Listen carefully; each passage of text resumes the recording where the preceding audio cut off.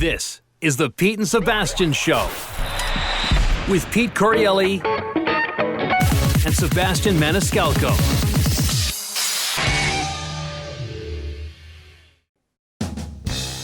Pete and Sebastian Show, we are back. What is going on? Sebastian Maniscalco in L.A., me, Pete Corielli, here in Long Island, the studios of the Kevin James Show. And you, bro, what a weekend. Let's get into it. Where do we start, dude? Where do we start? I don't know if I want to go in order because... We don't have to. We'll go all over. Yeah, I'll just... my father was in for 6 days. And, God, I don't even know where to go here. I just don't know where to go. Go ahead. Just, you got any questions? Let me do a warm up just to get us started with a little something outside of that. Yeah, he's in. Because let me just give you a taste, though, folks. Sebastian, give me a story. He played the Forum, sold out in L.A. Then he hosted the Critics' Choice Awards. We got a lot of stuff. I didn't host. I mean, not hosted. You were at it. Yeah. So anyway, as you know, right here on the sitcom on Netflix on Long Island for the new Kevin James sitcom. Now, for some of the new listeners, the other day, cast is here now. They're looking good. But the other day, the director who directed the last sitcom I wrote on for Kevin, a real nice guy named Andy, came in with his lovely wife and his gorgeous little 6-month-old baby girl, 6 months old. And the wife has got it in one of those carry things in the front. And this kid, if I didn't already have a daughter, I'd say this is the cutest baby I've ever seen. But it's the second cutest, you know what I'm saying? And you would say the third, because yours is one. You know how that goes. So everyone's like, oh, what a cute baby. And I was one of the first ones in the room. And you know how babies, like, gravitate to me. I got that thing about me. I have to disagree, but... Your daughter remembers me, guys. She's a little thrown by me because I come out a little different than other people. But trust me. You come out of the gate like a horse. When meeting a child, there's no like. It depends on the child. If I have a connection with the child like your daughter, absolutely, man. Yeah, but it could frighten the hell out of some small child the way you come out. I had to do that too. I was coming out of the gate, all big face, a lot of expression. Yeah. Scared the shit out of somebody, right? At first, but then they drive home in the back of the car with the parents go, who is that big face guy scared the shit out of me? You leave an impression. So my point, this baby was so cute. I couldn't help it. I'm doing the thing where it's holding my little finger. I'm like, you're so cute. And I went in and right on the cheek, gave her a little kiss right on the cheek. And I felt that people felt that might have been inappropriate. And I'm asking you, is that the world we're living in? Now you can't kiss a colleague's baby on the cheek? No, I don't know if you could ever have done that. It's an aggressive move. It's not family. You coming in, you got, coffee mouth, God knows what you're smoking. I put my lips, a little, yeah, right. I didn't have to be, that's, by the way, Lou, you're going to edit out your fucking ass in the back, too? All right. But, dude, I did a long-lipped like that. Ooh, so. Yeah, that's even worse, bro. The worst, nothing. It was nothing but lip. I didn't even want to give her a rash with the beard. And I had to, what are babies for if you can't give them a kiss on the cheek, man? Little girl. I wasn't on a bus. It's a college. I've known him 5 years now. Yeah, I think it's a little out of line to, be kissing a kid on, especially that young, 6 months. You're not even supposed to touch the kid at this point. Well, if you got the baby out in public, then that means the baby's ready for kisses on the cheek from... Wait. Paint a picture here. You're telling me the kid's strapped to his mother's chest and you're still going in for the kiss? So you actually have to get down near the woman's, torso? The baby's up. It was about eye level with me, and she was kind of holding it out in front of her, and she was having a conversation over her right shoulder. So I really felt like I had my space with the baby. Bro, you're making this uncomfortable. It was like, look at it was like a lean and look at you, you're so little cute. I can't even help it. Mwah. That's what I even say. I can't even help it. Well, look at me, bro. Come on. What are we talking about? Yeah, no, if that happened and it was my child on the way home, I would be talking to my wife going, let's keep the kid away from Pete. Really? You know what? The kissing because of germs thing is I'll give you that. But I mean, other than that, it's a sad time we're living that you can't kiss a baby on the cheek, man. Yeah, no, it is sad, but I don't think that was ever appropriate from my point of view. So let's get into it. I mean, the photos that I saw that you sent, are you kidding me? Where do you want to start? Well, the forum, I mean... Let's go back to last night because it's fresh in my head. Solana and I go to the Critics' Choice Award. I'm presenting for Best Comedy. They sent over a speech, like a little... comedic speech for me, and I sent you what I wrote, came up with. I took some suggestions from you and another guy I know. I didn't hear what you did. You did take some because did you go with what you sent me the second time?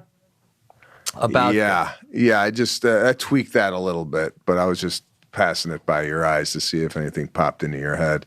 I feel though. And I appreciate you helping me out with this. For those of you who don't know, I sent Pete kind of like, hey, I'm doing this for Best Comedy. Do you have any ideas? And normally he's got good ideas where I then maybe take them and then make them my own or, just some ideas that he had. But I got to tell you, and you could be as completely honest with me as possible. I'm getting a call here.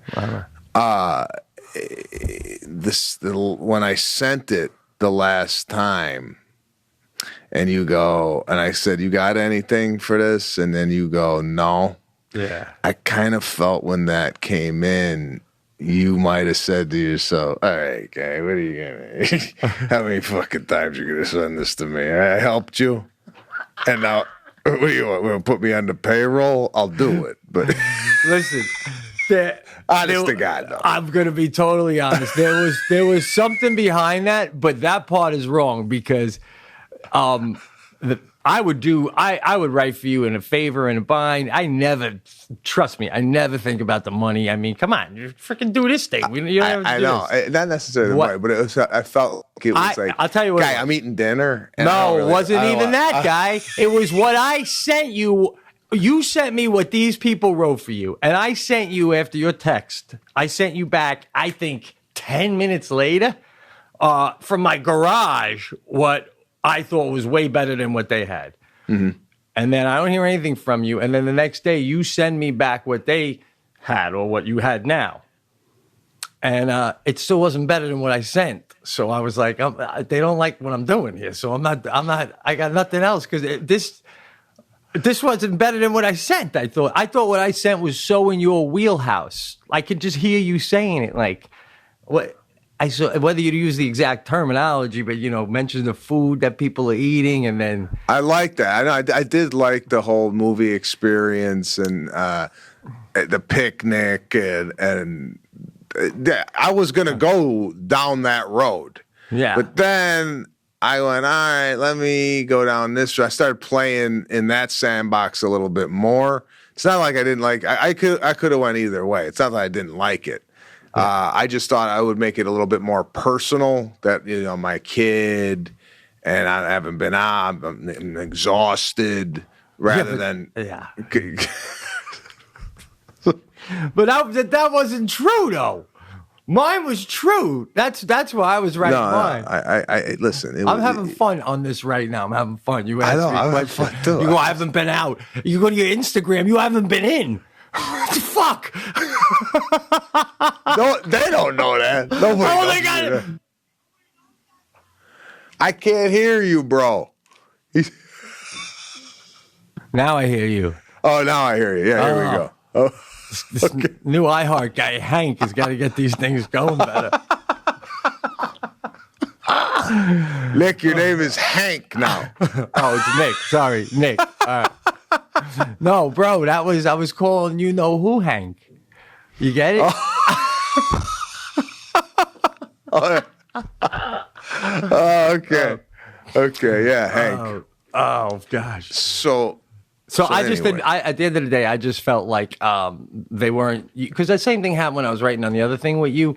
You have other guys writing with you, and if they're not vibing what I'm kind of the route I'm going, I'm like, well, then these guys got an angle. Nobody saw yours. Oh well, when you said I didn't share it with anybody. I was just seeing what ideas you had, and I was playing with your idea. It's not like I didn't like the idea. In hindsight, I probably should have went with that idea. Would have had more fun with it, but I went with the other route, and probably went well, right? It was all right. It was all right. It's a little intimidating going up in front of that audience. To be honest with you, sometimes I don't feel myself up there. That's your first time. I feel like the next go around, the first one is, hey, I'm Sebastian. The next one is, now you know me, and then you start to go, what are we doing with the glassware? What the fuck? Then you can really start to be you.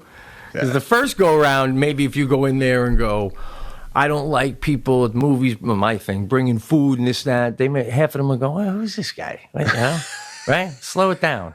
The other half, no, but then next year, now they will know. That's when you do your thing. So, but I hear maybe the next time I'll come in with a little bit more heat. So anyway, I wish we could. Can Hank play that for us? Hank, if you can play, I have the speech. I'd love to hear it. I'll send the speech to you. Actually, can we pull up the speech? I don't know if you got it. I'd have to go into my phone and send it to you. Well, could we listen to stuff in real time here? If Lou does, if Hank sends it.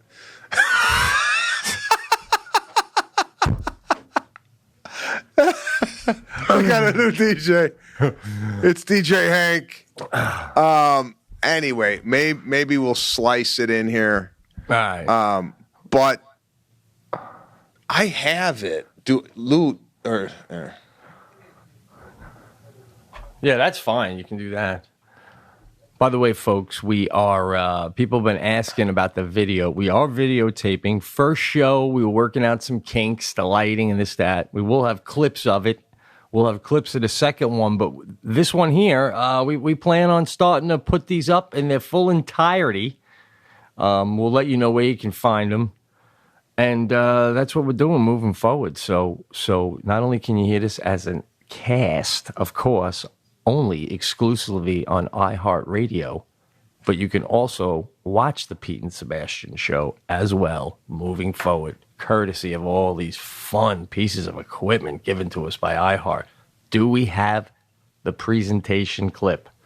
So I just sent it out to you. Way to be, that's what you call people professional, what you just heard Pete doing. What he was doing, I'm going to walk you through, which you don't get on other shows or podcasts. I got to tell you, a lot of these podcasts, they just throw up a camera and they talk, and it's just it bothers me, to be quite honest with you, how many people are doing podcasts, and it's the quality of the entertainment is subpar. Yeah. You should need a license. You should need it's like, it's like driving. Come on, you got to take a test. But this was an unbelievable example of a total pro. While I was looking for something, and this happened instinctually with Pete. I was looking for the video. He then, instead of doing dead air, did a almost, thank you. I don't want to call it an ad, but it was a little listener information of how you could keep up and the video, this, that, and the other thing, while I'm on the other side frantically looking for the video. And again, you don't get that on No, you just get it. Tommy, did you find it yet? What are you doing? Is that your new phone? You don't know how to use it? We're smooth. So Hank got this or what?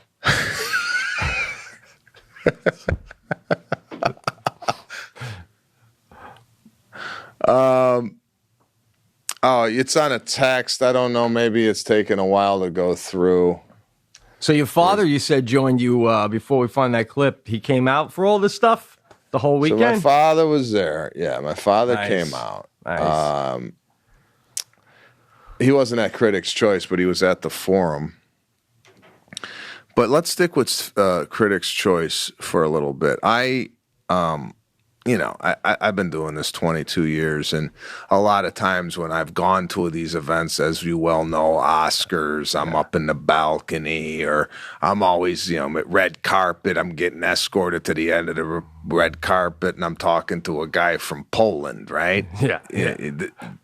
But I have to admit, when I walked into the Critics' Choice Awards and I saw my table number, table 6. So right away, you do the math. It's up close.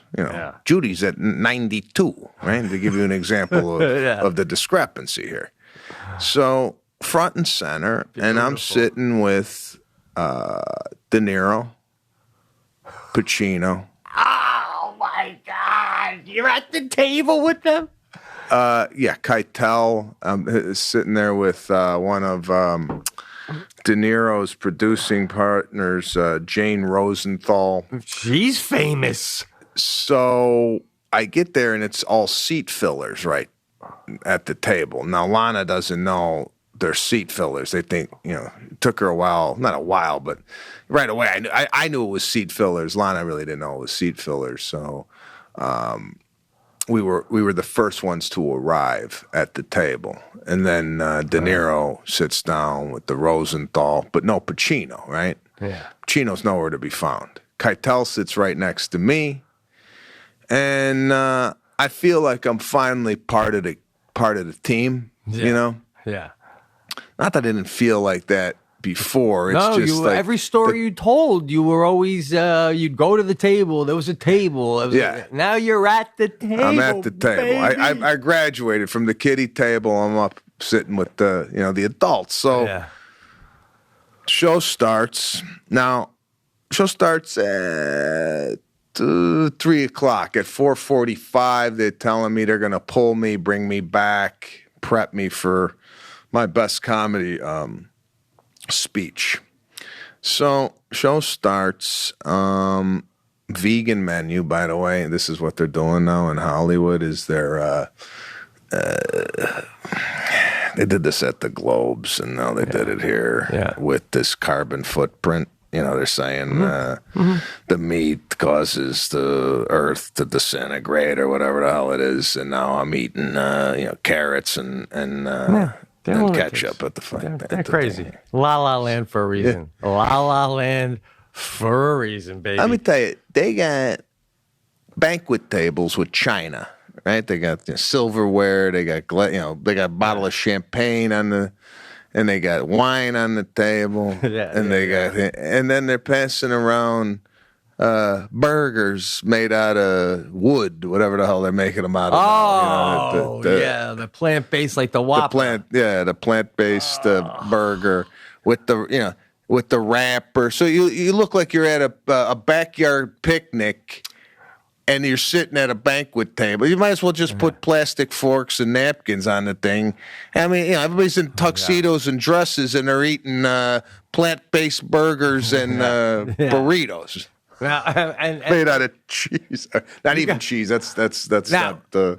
Again, I know. Listen, hard to say. You're obviously grateful to be there, but once you're there and you're in that world, even as a viewer, I'm sorry, you got Oscars, Globes, and then what is this? What am I Critics' watching? Choice. No, that's what I'm saying to the TV when it's on. I know. So is there any part of, just hearing you say, I forgot because I'm watching it at night. This thing started at 3 o'clock on a Sunday. You probably were getting ready by 1:30? You're already putting, oh God. Who wants to put on a tuxedo at 1:30 on a Sunday when there's playoff games, including what? Okay. Wow. I was getting dressed in my tuxedo, watching the Texans jump on a 24, I believe it was, to 0 second quarter start on the Chiefs. Mm-hmm.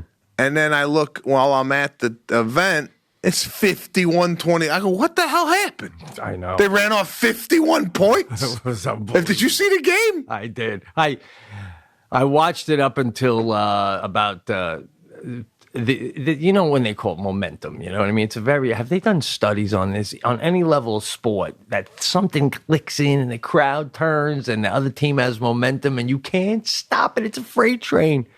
So you're watching it and it was getting worse and they were coming back and then they caught up and then the second half right away they started the freight train never stopped. So then it became a matter of, I was like, I got to step away from this, man. I can't watch. And then when I came back, 50-30 was the night. 31 was over. Yeah. But it was a hell of a season. And what a year. What a comeback, man. I mean, they had a couple of shots of him on one knee with the helmet, just trying to get some air. I was like, that's the poster for the presidential run right there. Wait. He had one of these one knee jobs with the helmet on the ground with his hand on the helmet. Or did he have the helmet on? I think he had the helmet off, but I know he was down on one knee. And the thing with Watt too, and I want to tell you this too, like it was something with the clock. I forget. It was towards the end of the first half, and everyone's exhausted. It's been a whirlwind. And then they cut to Watt, and they do a still on him on one knee in the end zone. I'm trying to remember if the helmet was on or off, but it's cold, so as he's breathing, you could see the air. And it must have been on him for a solid 10 to 15 seconds as the announcers are like, J.J. Watt taking a breather while he can. He's exhausted out there. And I'm like, everybody's exhausted. You know, there's like 40 guys on one knee.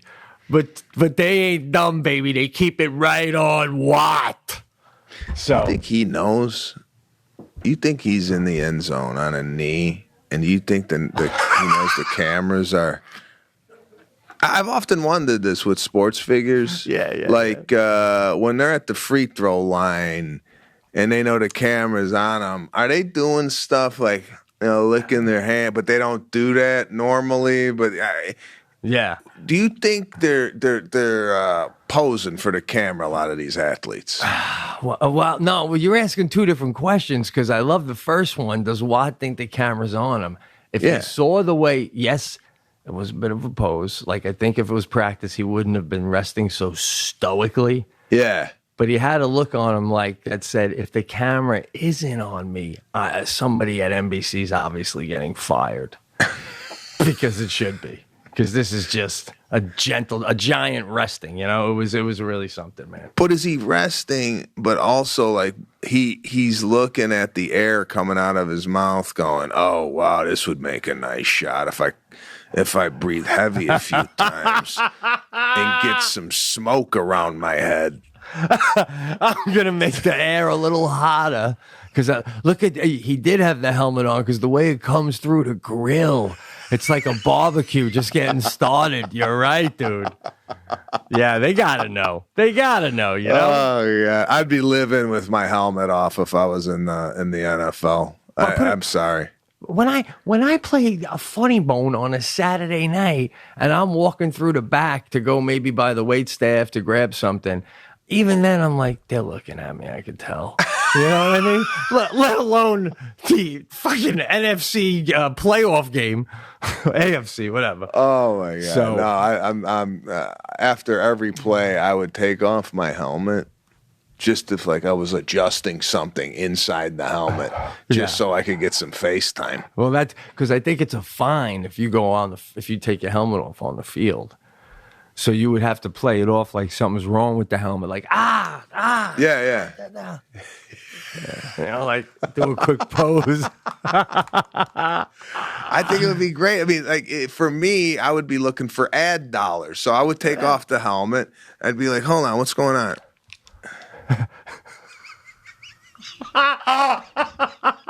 Exactly.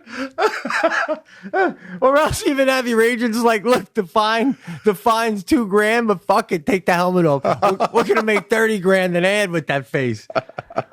Now, my father insists, because Tom Brady is one of the few, if not the only guy. My dad's like, you watch, none of the other guys on the team come out with the helmet off, but Tom Brady comes out with holding the helmet. And now my dad's like, you watch, Garoppolo does it. I think Cam Newton was one of the only other ones to do it, right? And Cam Newton's a beautiful man too. So my dad's thing is they only let beautiful people. The NFL is strategically only letting the handsome quarterbacks like take that. Because Cam Newton could be a damn model. I mean, the guy could be he's like Tay Diggs or something, man. You ever see his outfits? Yeah, no, he's definitely fashion forward and has the face that could sell stuff. So I would have to think that they know that, and that's why the helmet's coming off. If I was Tom Brady, I mean, well, we all know who Tom Brady is, but if I'm a new quarterback like Garoppolo, I'm playing with my helmet off. Yeah, well, listen, I'm a Jet fan. Sam Darnold, he's it's like, it's a lateral move. You can put the helmet on, you can take it off. It don't matter. Certain guys like Garoppolo, Tom Brady, Cam Newton, who else? What did we do last week? We did with Brad Pitt's beautiful. Come on, it's getting weird. Every time on camera, we're talking about handsome man. So I'm at the table, right? I'm at the table, and I get summoned.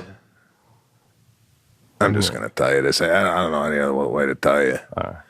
A woman comes up to me in the commercial break and said, Charlize Theron and Nicole Kidman would like to say hello.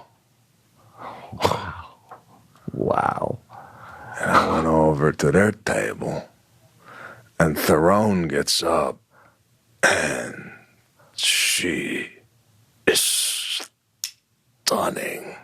Yeah, very beautiful woman. 6'2", 6'1" with heels, looking down on me like just a statuesque woman, and she gives me a really nice compliment about the comedy. Awesome. And Nicole Kidman just said, she turned me on to you. I said, listen, ladies, sometimes you don't know who's listening, and when you find out two women who I'm a huge fan, and I am. Of course. Fan of these two unbelievable women. actresses. Unbelievable actresses. Says it's extremely flattering. So I gotta admit that boosted my confidence a little bit going into the little comedy sketch I had, just because, I'm like on the fringes of Hollywood. I'm not piped in. I don't, as a stand-up comedian, you're like a lone wolf out there, right? That's starting to not be. You're running out of real estate to say that. I mean, you're sitting here going, "I'm not piped in." Can we do it down the list, Hank? Paddleball with DiCaprio. I mean, you've done things. By the way, we're just kind of glazing over the fact that I think in season 2 of the cast, I said you weren't sniffing 6 feet, and now you're telling me Charlize comes up to you, 6'1", looking down on you. My point confirmed, bro. I'm 5'10". Bro, I'm 5'10". Wow, you didn't admit that 4 years ago. 4 years ago, you were trying to tell me you were 6 feet. I'm gonna find footage. Bro, I never said I was fit. I'm 5'10", solid. Well, you can't not say it now because you're in all these photos with Pacino, and I know how tall he is, and I see you next to him, so you're only admitting it now. No. I would love for you to pull footage. We'll look at the Zacalogs. Yeah. To see if I ever said I was 6. I ain't no 6 feet. All right. Although I must say. Yeah.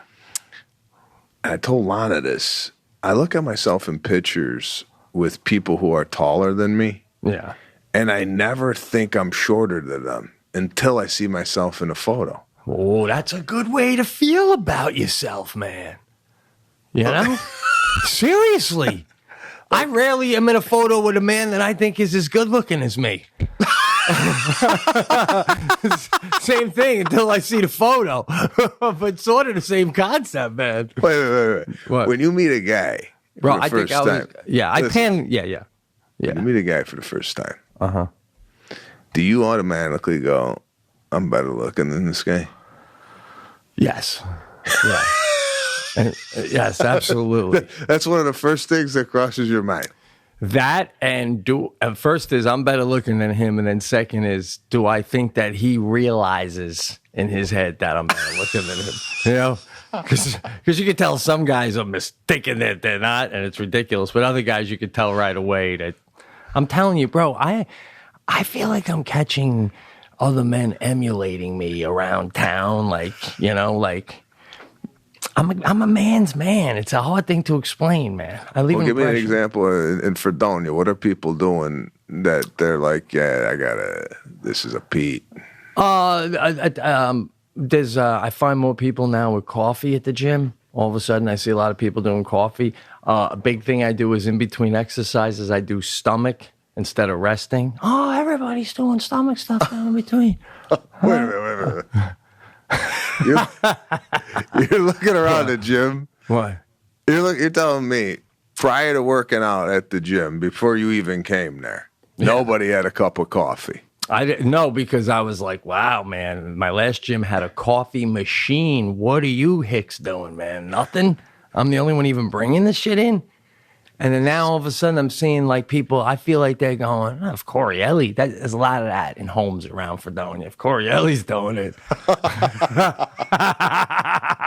All right, check this out. Jeez, if I had the weekend you had, forget it, man. My head would be too big to get in the gym door. But Jackie is now, she is teaching not teaching, I guess you call it instructing spin class once a week.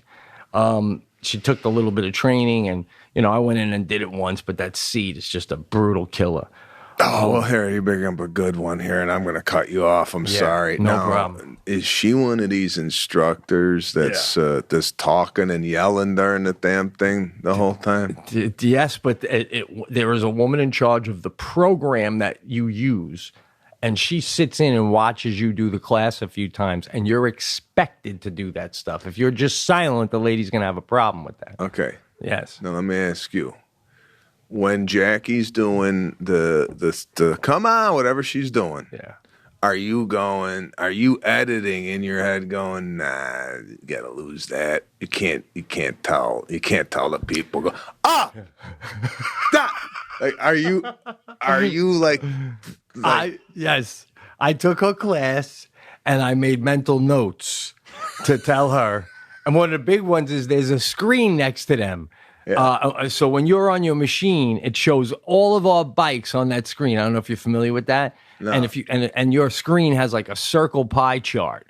And like she's like, all right, pedal fast, get your bike into purple. And she'll be like, bike 15, let's get it up there. She doesn't really point out bikes because she doesn't want to put people on the spot. But with me, she'd go, who's on bike 15? And then she goes to the class. That's my husband. I'm just messing with him. But she can see what you're doing. Now, while she's doing that, she keeps looking over at her screen to see where she is too. So afterwards, I said, I go, your instruction and to push it and stuff, I go, I like it. You don't tell me nonstop. You tell me to do what I can do. I love your jib. I love the sound of your jib. But you keep looking at the screen behind you. It makes me feel like maybe you don't know what you're doing, right? Like you should be straight on looking at us the whole time, right? Don't you agree? So, but the reason I brought that up, bro, was because they had their Christmas party now for anyone who works at the gym. The other day, they all got together at a bar. And she said they were joking about you saying when you're on a machine, like a treadmill or a bike or something, Pete always just has his head down with his music on and he never looks up, right? So I'm like, there you go. They're looking at my technique. They're watching me, guys. I'm telling you, man. Do you feel like I saw you in the tuxedo at the on the red carpet? By the way, bro, pictures with you with Eddie Murphy. I got to ask about that. Obviously, the one with you, De Niro and Cartel. The one with you and A-Rod. I'm loving your tuxedo. Now, have you found what you consider your look? Because your look seems to me, your Hollywood look seems to be similar to a younger George Clooney, in that it's very classic. Is that your thing? Or is that just your thing that night? Well, I do like a classic tuxedo. I wore to the Golden Globes just a black tuxedo, and I think that's, it's as classic as you're going to get. Here I wore a velvet blue jacket, tuxedo jacket, little off the beaten path, but still kind of on point with being a little fashion forward, kind of standing out a little bit.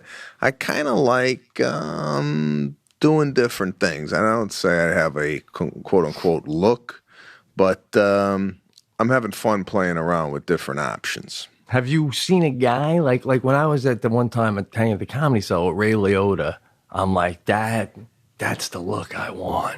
And that's what I'm starting to get now. I only wear stuff that shows the hair, shows the chain a little bit, always with the gruff.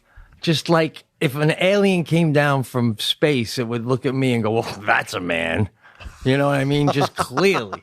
So, and you're like seeming to be the more classical version of that. You're rarely, when you don't have it shaved, it looks a little like, what's going on? Always coiffed. So you feeling like I finally feel like I know who I am exactly physically. Yeah, no, I hear you. I hear you. I think we're coming into our own as we approach 50. Shit. I'm still not comfortable with this. I want to say with the camera, I'm still working my way into it. People think I'm a little hesitant, a little off my game. It's like we're face to face. We're like staring at each other. It's all very new, dude. It is very new, but what I do like about it is this thermos you're drinking out of. If you want to hold that back up, gee. Is this one of those where you could take off that lid and then drink it like out of the mug? Yes, this is it's a mug type that comes with a cap. Bought it for $10 at CVS when I bought my new roux because I didn't want to spill. But I've since had to lose the cap because the rubber around the cap started to come off. So today we had our first table read, and I had to read one of the characters.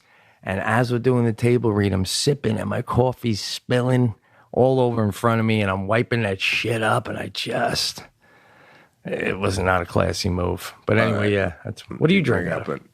One second before we get into that. Hold on. You bring up a great little scenario here. Yeah. Now, you said you had to read a part in the table read, and I'm assuming the other actors were in the room. It was the first table read for the entire cast, yes. Okay.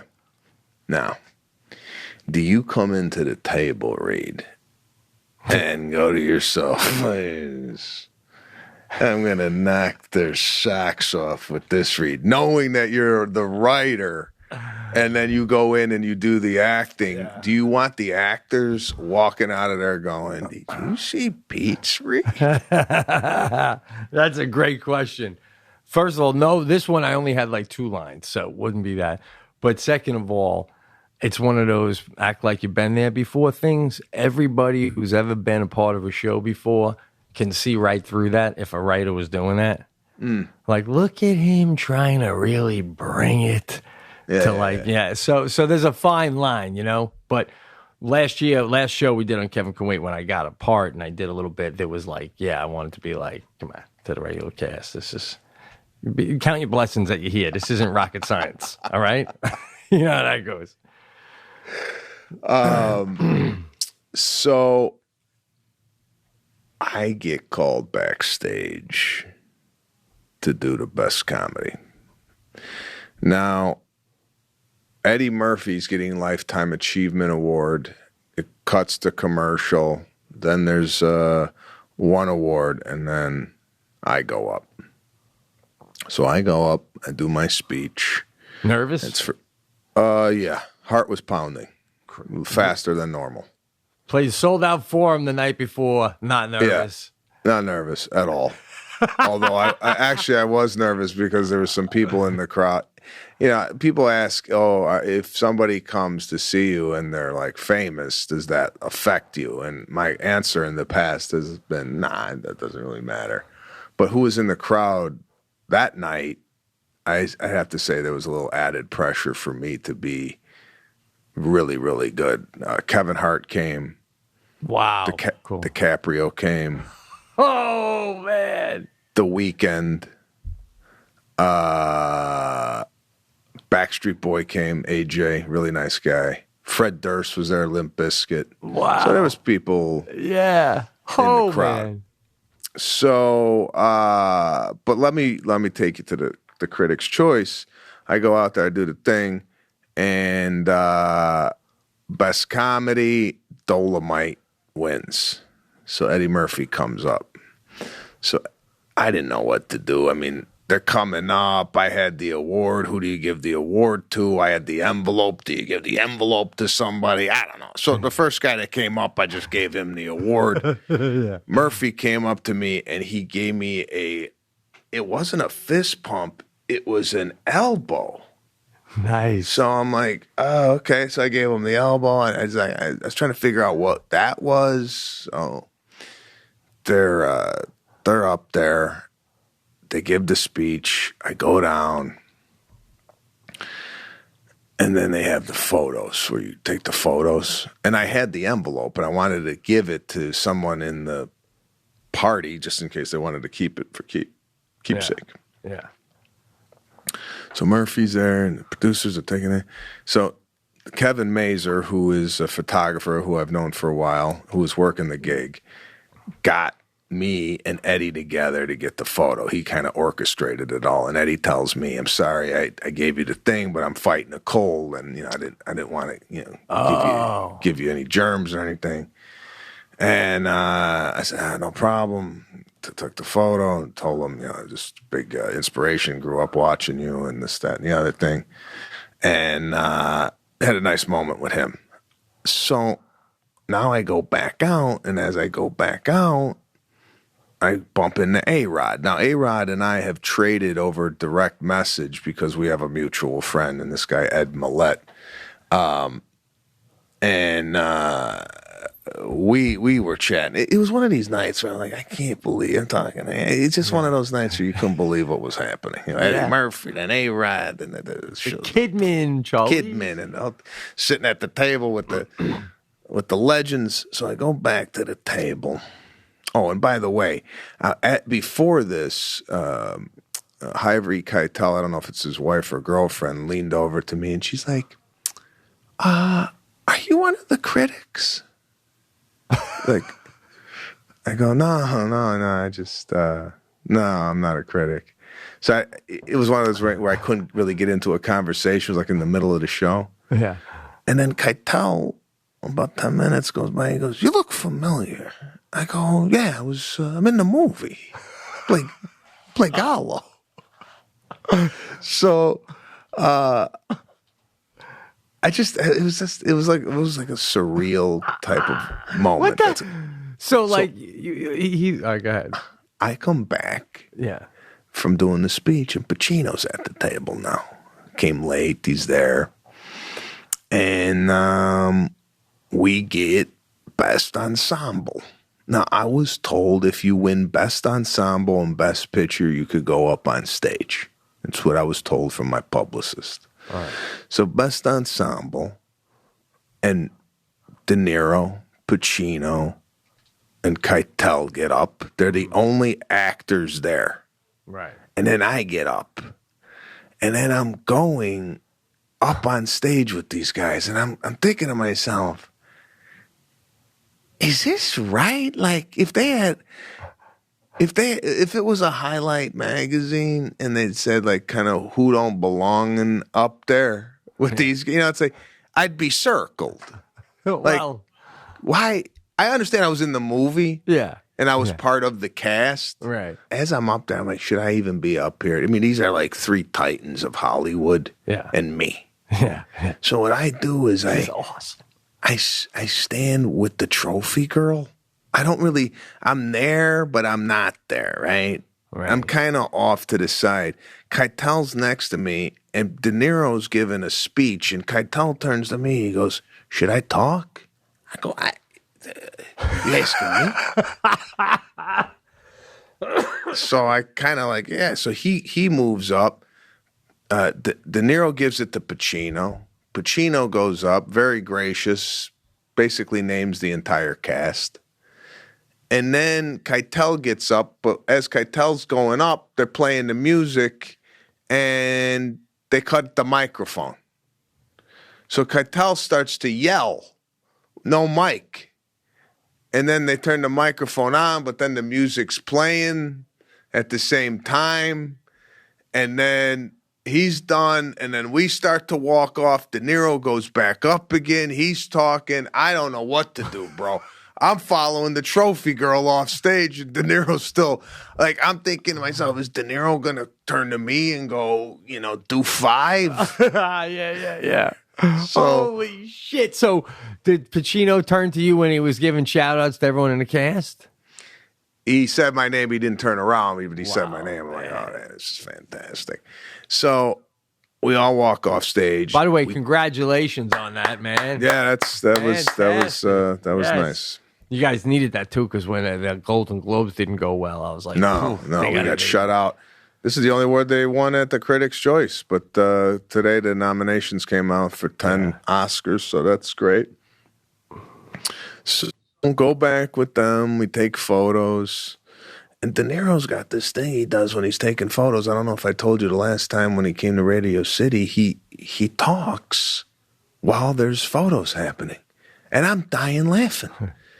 There's photos taken. I'm standing right next to me. He's like, hey, we're taking photos. We're taking photos. Hey, we're taking photos. We're taking photos. Hey. Just to get the mouth moving, I guess? Yeah. To give him different kind of looks? My gosh. So this is insane night. Insane night, man. Yeah, he's vocal. He's vocal smiling. I never seen anything like it. So when we go back to sit down again, and I'm supposed to meet my father afterwards for dinner, but then I heard that Netflix was having some like private dinner, which we skipped out on. We didn't want to. Yeah, I wanted to go out with my father. I didn't want to hang out with anybody else. So it was a nice evening, to say the least, and it was a nice primer for hopefully, which is going to be a much better Oscar appearance for me. I hope I get into the second balcony. It's all been training for the Oscars, baby. The big Mama Leone. Now, a couple side questions. Did you happen to see or meet, among this flurry of people, Joaquin Phoenix? He was there. I did not meet him, no. Now, is it the kind of environment where if you said, I want to meet him, I'm just going up to him and introducing myself, that you could have, if you were to type? Yes, I could have done that, but I would never do that. He's amazing, man. I don't know. I mean, but like Nicole Kidman, amazing. Charlie's amazing. What, like every one after the other has got to be like blowing your mind. There was one other question I had about Sandler. Was he there? He was there. I didn't see. I know he was there. I didn't see him though. This I didn't guy actually see him. Was robbed on a level that I have never seen highway robbery in the Oscar nominations like this. I mean, Did he not get anything? He not only did he not get nominated, his performance was the only one. No disrespect to who was the lead for The Irishman? Were they all supporting? De Niro. Yeah, I mean, I'm sorry, but except for Joaquin, this was I felt Sandler's performance was the only one you would put up there that might be able to beat Joaquin. It was that amazing. The movie was awesome. The fact they got something against this guy, it makes no sense. It was like the most bizarre snub for Antonio Banderas and the two popes. Is that even a true story about the two popes? I don't even know. I have no idea. Really, really snubbed. Anyway, so now when the Oscars comes around, do you know already if you can go up? Do you find out when it gets closer? I don't know anything. I don't know anything. All right. But what I want to do, Lou, or Hank, do we have audio on my speech? And I want Pete to critique it. And if Pete was a member of the Academy, and if he heard my speech, do you think, based on what I did last night, I would get an offer to present an award at the Academy? Keep in mind, the bar is low. I can't name names because we're not doing any edits anymore, but there were a few comedians at the past few Oscars where I was like, so I'm sure you already could, in my opinion, but I'd love to hear this. Well, let's play the tape, Lou. If you Tank. He can currently be seen in The Irishman and on his You Bother Me stand-up tour. Here's Sebastian Maniscalco.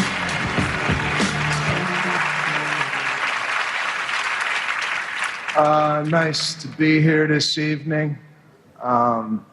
Being a father of 2 kids under the age of 3, this is my first time out in 7 months. It's actually nice to be around people my own height.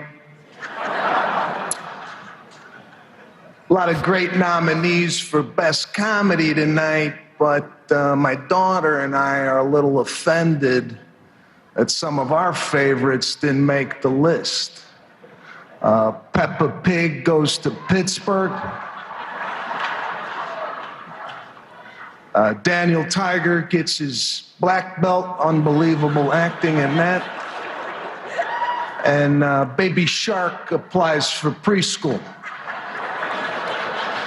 Now, whoever wins, if you could please keep your speech quiet, I'm going to be backstage trying to take a nap. Here are the nominees. All right, cut it. Now, based on, if you're looking at Pete on the video, based on the facial expression, Yeah. it's a no-go for the Oscars. No, that's not the case. That was fine for the Oscars. I was just thinking in terms of it was good. It was a good warm up for the Oscars. Let's put it to you that way. I guarantee you they'll ask you to do the Oscars. So based on the thing, it was too slow?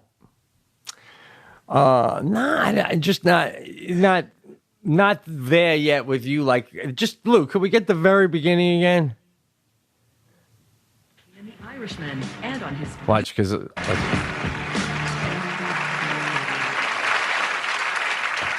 Nice to be here this evening. All right. Yeah. Right there. Like Being I felt. a father of 2 kids. Yeah. Nice to be here this evening. Okay. Listen. I was going for the tired route for the joke. Oh, all right. So I was playing it like I was exhausted. Yeah. It wasn't. Right. Listen, it wasn't terrible. It wasn't. For me, it's a C.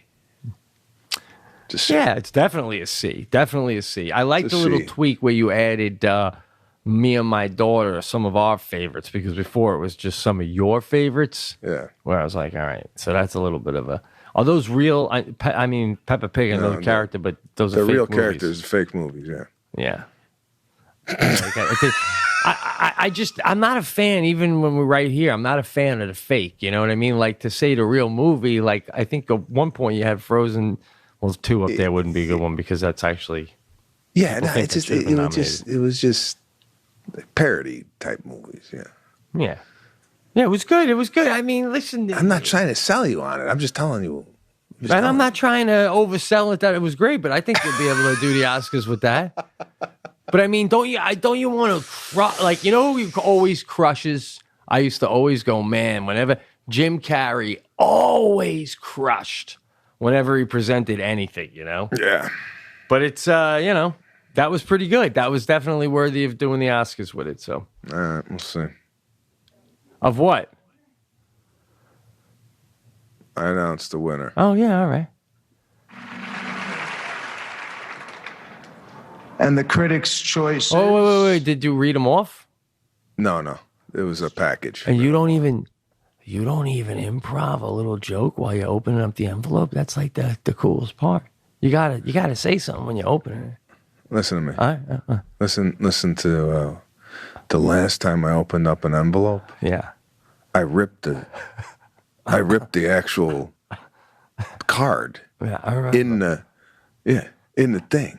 So what I was trying to do with this one, I opened the envelope during the video package while they were doing the the nominees. Yeah. I opened it up there, so it was already open, so there was no struggle. Yeah. But my main focus was getting that thing out. I couldn't improv nothing. That's a great joke right there.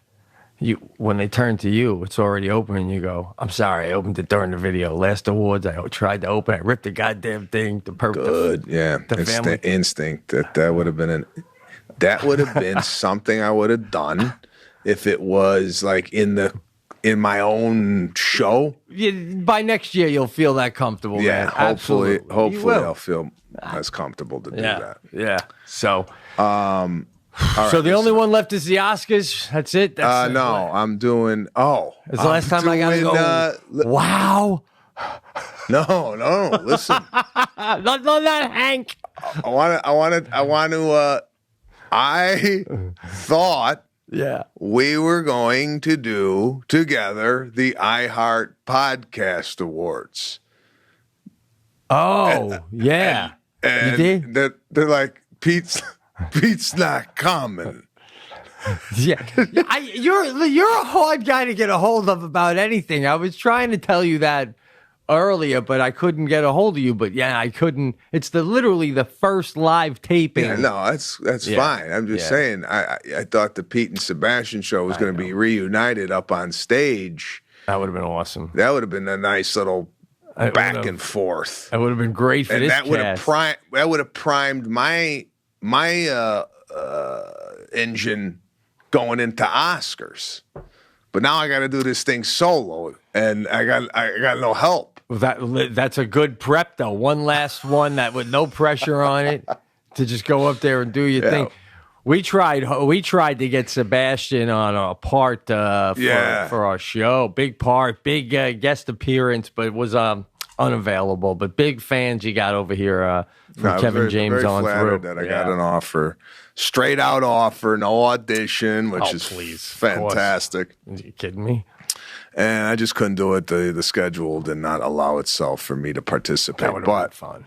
I would be happy to look into further parts down the road. I need to talk to you about, not talk to you, but talk to the audience, just the 2020, the Roaring 20s, You Bother Me tour has kicked off, like Pete said, just went down at the Forum.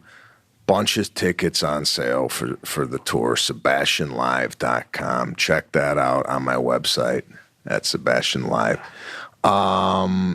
And that's all I got, bro. Yeah. I got to bounce out of here. I got a meeting at 7. But you got any final words? No, man. It was a good cast. I just want to say great season to Watt. Heck of a night weekend for you. Congrats on the movie and that. And, nothing, man. Everything all good on this end. Looking forward to next week's cast.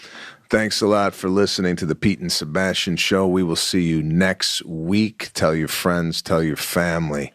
This is the hottest podcast going right now. That's it. Take care.